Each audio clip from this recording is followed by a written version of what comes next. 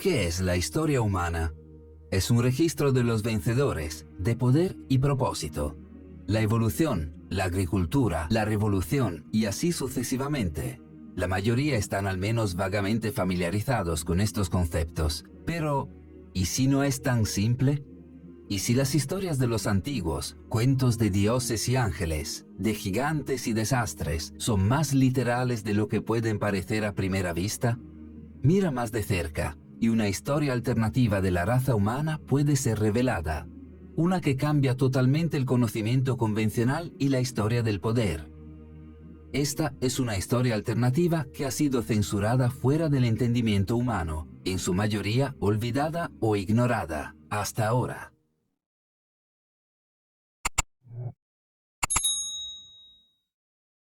A principios de 1946, en la región ahora conocida como Cisjordania, un grupo de adolescentes beduinos estaban cuidando sus ovejas y cabras cerca del antiguo asentamiento de Qumran. Para pasar el tiempo, por monótono que fuera, tiraron alrededor las rocas que encontraron esparcidas por el áspero terreno desértico. Cuando una de esas rocas fue arrojada en la extensión oscura de una cueva, los adolescentes se sorprendieron al escuchar un fuerte ruido estremecedor resonando desde dentro. Explorando, encontraron una colección de grandes tinajas de barro, una de las cuales se había roto. Aunque no lo sabían en ese momento, estos adolescentes habían hecho un descubrimiento histórico. Dentro de los frascos había una serie de pergaminos antiguos. En los años que siguieron a este descubrimiento, arqueólogos, historiadores y cazadores de tesoros encontrarían fragmentos de pergaminos adicionales en otras 10 cuevas de la zona. En conjunto formaron unos 800 a 900 manuscritos, colectivamente conocidos como los pergaminos del Mar Muerto. Entre estos manuscritos estaban grandes porciones de un misterioso texto religioso no canónico que había sido olvidado durante mucho tiempo. Se llamó el Libro de Enoc. En su totalidad, el Libro de Enoc se compone de 5 libros: el Libro de los Vigilantes, el Libro de Parábolas, el Libro Astronómico, las Visiones de los Sueños y las Epístolas de Enoc, que contiene unos 100 capítulos. Estos capítulos cuentan la historia del 7º patriarca en el libro del Génesis, Enoc, padre de Matusalén y abuelo de Noé. El mismo Noé de la historia bíblica del Arca de Noé. Sin embargo, esta no era la historia bíblica del Arca de Noé. De hecho, el libro de Enoc proporciona un relato de los hechos completamente diferente, conduciendo al gran diluvio de la época de Noé, la cual es una historia doctrinal completamente diferente. Cuenta una historia de los vigilantes, explicados en términos bíblicos como ángeles caídos, enviados a la tierra para vigilar a los humanos en algún momento antiguo e indefinido. Desafortunadamente, lejos de simplemente observar a los humanos, estos vigilantes se enamoraron de las mujeres humanas y en poco tiempo comenzaron a participar en actos sexuales depravados con ellas. El libro de Enoc dice que los niños nacidos a través de este mestizaje entre los vigilantes y los humanos se llamaban Nefilim. Estos Nefilim fueron, como se describe, gigantes y salvajes que pusieron en peligro y saquearon a la humanidad, o dicho de otra manera, gigantes sobrenaturales, devoradores de hombres. Enojado por lo que habían hecho los vigilantes, los descritos como dioses los encadenaron en una prisión subterránea en lo profundo de la tierra. Enoc se convirtió en el intermediario entre los dioses y los vigilantes encarcelados. El libro describe los viajes entre el cielo y la tierra en su papel de intermediario, cómo voló con los ángeles y vio los ríos y las montañas y los mismos confines de la tierra desde arriba. Sin embargo, a pesar de la intervención de Enoc, los dioses decidieron que la atrocidad en que la tierra se había convertido debía ser castigada. Por supuesto, el castigo sería una gran inundación. Esta inundación destruiría a los Nefilim y cimentaría a los vigilantes en su prisión. Previo a ello, sin embargo, Enoc sería llevado al cielo en un carro de fuego. Curiosamente, el libro del Génesis, que habla de la gran inundación en las tradiciones abrámicas, hace referencia a los Nefilim en el capítulo 6, describiendo héroes antiguos, guerreros de renombre. Este no es el único lugar en el canon bíblico en el que aparecen los Nefilim. En Números 13, 32, 33, los israelitas visitan una tierra habitada por Nefilim, que son tan grandes que hacen a los israelitas parecer unos saltamontes.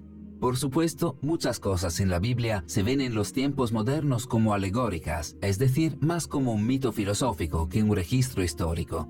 Hay evidencia arqueológica de una gran inundación en el pasado de la Tierra, una, dicho sea de paso, también hablada en innumerables tradiciones religiosas y culturales en todo el mundo. ¿Seres como los gigantes Nefilim realmente existieron? Seguramente habría pruebas similares. ¿Y si las hay?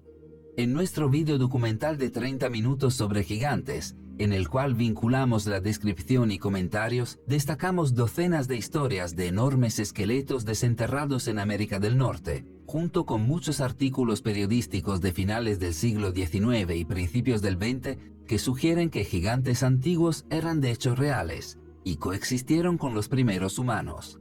Este no es un fenómeno confinado a los Estados Unidos.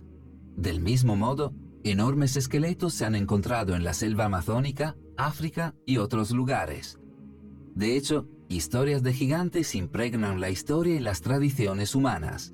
El famoso explorador Marco Polo una vez escribió sobre una raza de gigantes en Zanzíbar que eran tan fuertes que pueden llevar hasta 4 hombres ordinarios. Mientras que la gente del actual Tánger, Marruecos, una vez indicó que el fundador de su ciudad era un gigante llamado Anteo. Según el mito irlandés, la llamada Calzada del Gigante frente a la costa noreste de Irlanda, unas asombrosas 40.000 columnas de roca entrelazadas, fue construida por el gigante irlandés Finn McCool para que pudiera caminar a través del mar a Escocia para luchar contra otro gigante. Además, historias de gigantes salpican leyendas nórdicas y la mitología griega antigua.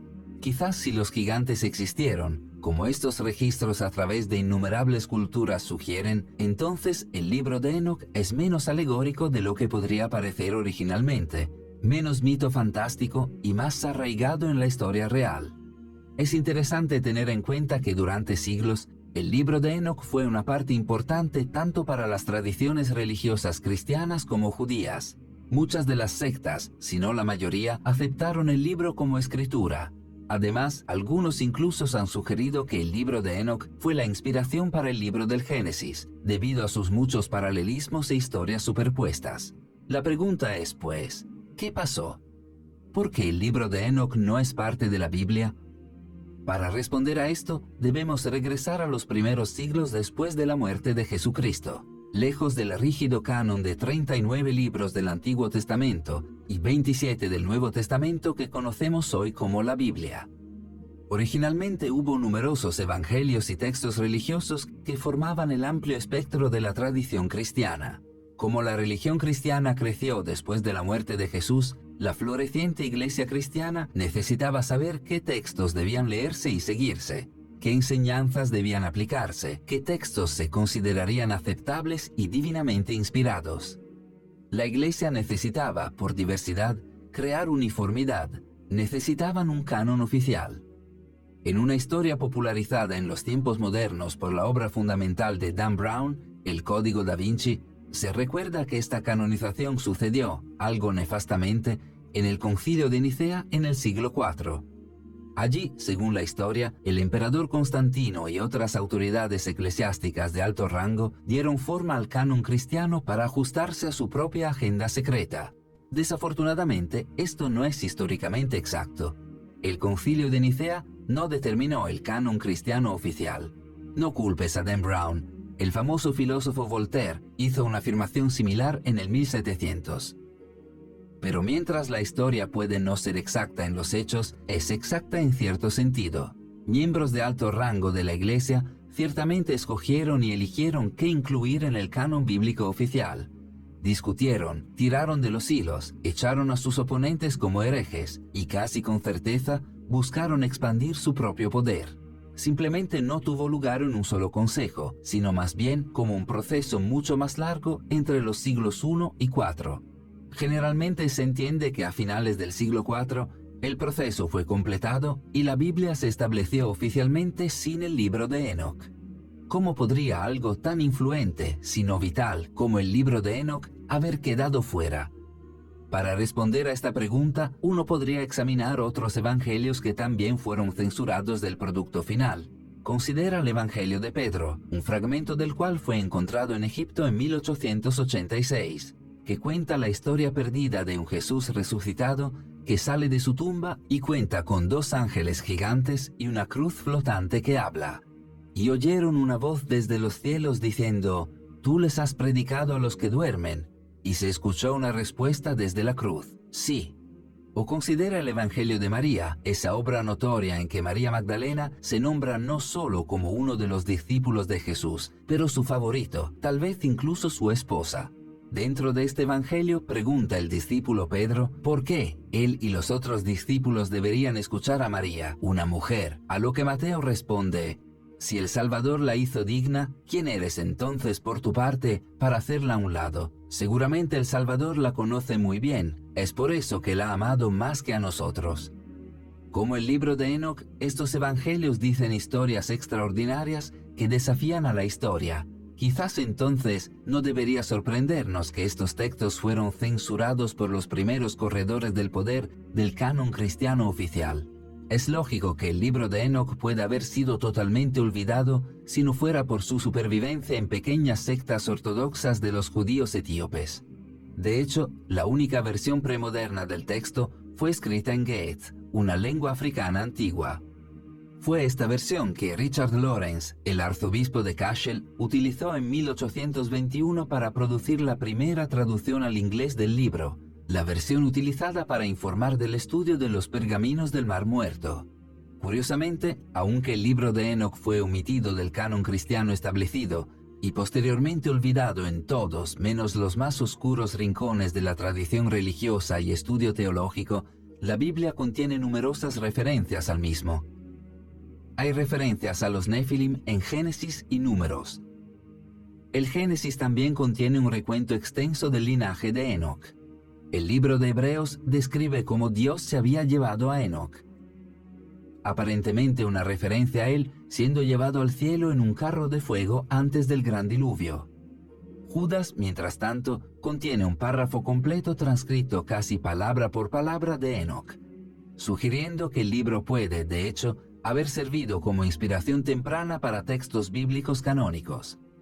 Además, Corintios 11, 5, 6 contiene instrucciones de San Pablo que las mujeres deben cubrir sus cabezas mientras están en la iglesia. Esto aparentemente es una referencia directa al hecho de que los vigilantes en el libro de Enoc se sintieron atraídos por las mujeres con cabello largo y suelto. Esta es una práctica que permanece en el catolicismo romano y el Islam hasta el día de hoy. Aunque fue censurado, incluso olvidado, el libro de Enoc nunca desapareció realmente. Hay algo más profundo detrás del libro de Enoc y sus increíbles historias, algo que va más allá de ser simplemente una parte o no del canon cristiano. Se ha señalado que Enoc, el séptimo patriarca de la Biblia, parece reflejar el séptimo rey antediluviano, Enmenduranna, en la tradición babilónica. Los antiguos griegos creían que Enoc era el mismo que el dios Hermes, mientras que los antiguos egipcios tenían a alguien similar en su propia tradición. Los ejemplos podrían continuar, y por eso hay que preguntarse, ¿por qué Enoc, sin importar su nombre, sigue apareciendo en las tradiciones de los antiguos? La respuesta puede preceder a los griegos, los egipcios o incluso los babilonios, hasta los antiguos sumerios. Según los textos sumerios, la tierra fue visitada por un grupo de seres sobrenaturales en algún momento del pasado distante. Estos visitantes se describen en la tradición sumeria de una manera inquietantemente similar a las descripciones de los vigilantes en el libro de Enoc. En lugar de vigilantes, sin embargo, los sumerios los llamaron a estos seres los Anunnaki, que literalmente significa aquellos que vinieron de los cielos. Eran dioses para los sumerios. Para pensadores modernos como Zecharia Sitchin y Erich von Däniken, eran una raza antigua de extraterrestres que vinieron a la Tierra. Curiosamente, los textos sumerios cuentan historias de estos Anunnaki al igual que los vigilantes, que comenzaron a aparearse con los seres humanos, creando una especie completamente nueva en el proceso, reflejando la creación de los Nefilim. Como los dioses del libro de Enoc, los Anunnaki se enojaron debido a la condición de la tierra y provocaron una gran inundación. Es posible que el libro de Enoc, así como otras tradiciones relacionadas, simplemente están volviendo a contar la vieja historia sumeria de los Anunnaki?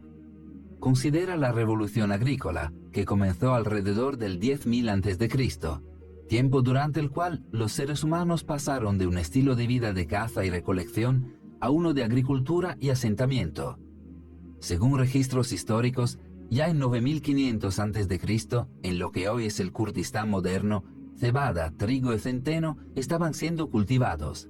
Se cultivaban avena, guisantes y lentejas, mientras que se domesticaban cabras y ovejas. Unos 500 años después de eso, la fundición de cobre y plomo fueron teniendo lugar en la región, junto con el tejido y la alfarería. Además, esta antigua cultura kurda fue la primera en desarrollar un guión, siendo una de las sociedades alfabetizadas más antiguas de la humanidad. Algunos se han preguntado cómo los seres humanos podrían haber hecho este salto tan rápido. Curiosamente, el pueblo kurdo afirma ser descendiente de los hijos de Jin, los hijos de los espíritus. ¿Es esta una referencia cultural antigua a la procreación entre Anunnaki y mujeres humanas? Según los sumerios, fueron los Anunnaki quienes trajeron conocimiento avanzado y tecnología a los seres humanos, echando una mano, por así decirlo, a la progresión de la civilización humana. Muchos han sugerido que esto explica monumentos aparentemente imposibles como las pirámides de Giza o Teotihuacán, estos antiguos monumentos de extraordinaria sofisticación que es completamente inexplicable por la cultura y circunstancias sociales de registro histórico. Quizás esto también explica cómo los seres humanos pudimos hacer la transición de cazadores-recolectores nómadas a civilizaciones sofisticadas en una cantidad de tiempo históricamente insignificante. Increíblemente, el libro de Enoch describe un proceso casi idéntico que tiene lugar, con los vigilantes reflejando a los Anunnaki en proporcionar a los humanos conocimiento y tecnología avanzada. Enseñan a los humanos la metalurgia y la minería, ciencia y medicina, cómo leer y escribir, y cómo leer las estrellas. Enseñan a los humanos a usar cosméticos y hacer joyas, y revelar los secretos del arte de la guerra. El libro de Enoch 8.1.3a dice: Y Azazel enseñó a los hombres a hacer espadas y cuchillos, y escudos, y corazas, y les dio a conocer los metales de la tierra, y el arte de trabajarlos, y pulseras, y adornos, y el uso del antimonio, y el embellecimiento de los párpados, y toda clase de piedras costosas, y todas las tinturas colorantes. Y surgió mucha impiedad, y cometieron fornicación, y fueron llevados por mal camino, y se corrompieron en todos sus caminos. ¿Estaba el libro de Enoch de esta manera reflejando y volviendo a contar la historia de los Anunnaki? Es interesante que el ejemplo más común de algo completamente inexplicable por las circunstancias culturales y sociales de registro histórico, es decir, algo que los Anunnaki seguramente debieron haber ayudado a los humanos antiguos, son las pirámides de Egipto. Según el antiguo historiador árabe Al-Makrizi, estas pirámides fueron construidas por un rey llamado Saurid, que vivió antes del gran diluvio. Por cierto, Saurid traducido al hebreo es Enoch. Considera en otra parte del libro de Enoch, en un capítulo en el que Enoch da testimonio de los secretos de los relámpagos y los secretos del trueno. Algunos han sugerido que este capítulo está destinado a iluminar los acertijos de energía y electricidad. De nuevo, esto se relaciona directamente a los Anunnaki, que muchos creen han intentado revelar secretos similares a los seres humanos a través de círculos de cultivo durante algún tiempo. En nuestro último video, llamado «Los círculos de cultivo contienen planos para dispositivos de energía libre», hablamos cómo en solo las últimas décadas los círculos de cultivos han aparecido en todo el mundo, detallando ecuaciones matemáticas complejas, diagramas magnéticos y motores, enrutadores mecánicos y las líneas de campo de una carga eléctrica. El trabajo, según algunos, de los Anunnaki. De hecho, considera la descripción de Enoch de su viaje para encontrarse con los dioses, teniendo en cuenta los avistamientos de ovnis que suelen acompañar y complementar estos círculos de cultivos.